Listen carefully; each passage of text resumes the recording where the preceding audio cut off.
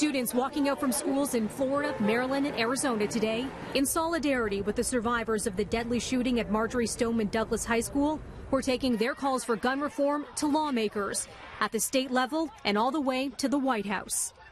It was 1 week ago today that a gunman killed 17 people in the halls and classrooms of a Parkland, Florida high school. Now students are leading what one Maryland congressman is calling a revolution. But it's certainly not a revolution without its critics and conspiracies. We are dealing with a national crisis here caused by failure to protect. You failed us. I sat hiding in a closet, fearing for my life, for my future, when all of us are that future. If we are going to protect our future, why are we not protecting our children? In Tallahassee, hundreds of students rallying today demanding gun control after arriving by the busload last night.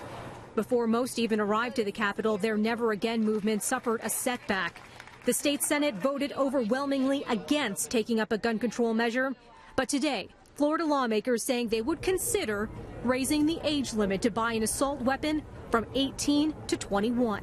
No timeline yet for the possible change. The legislative session wraps up in just over 2 weeks from now. Protests also hitting the U.S. Capitol today. Some students staging a sit-in outside the White House. And I want you to know that America's high school students are leading a revolution against political complacency and collusion with the NRA.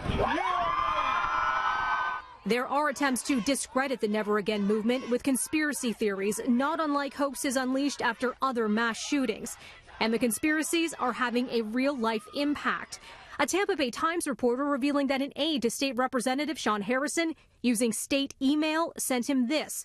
A headline saying both kids in this picture are not students here, but actors that travel to various crises when they happen.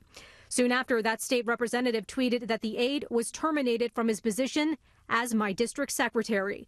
I am appalled at and strongly denounce his comments about the Parkland students. I am again sorry for any pain this has caused the grieving families of this tragedy.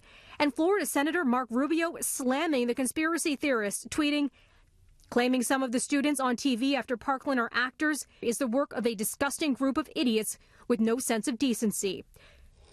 A school shooting survivor who's been targeted by the fake stories spoke with Anderson Cooper last night. These people saying this is absolutely disturbing, and I'm not an actor in any sense, way, shape, or form. So why, as Anderson Cooper put it last night, breathe life into these conspiracy theories? As we've seen already, they can have a real-life effect. And you never know, by bringing truth into the mix, it might stop a potentially violent act from happening. Let me give you an example. Donald Trump Jr., the president's son, he liked to tweet about those Parkland conspiracies.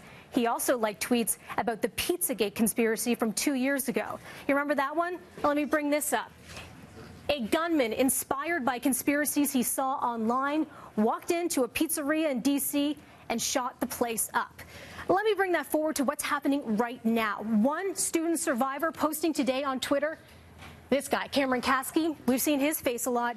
He's just deleted his Facebook account because he says the death threats he's receiving there are just too graphic.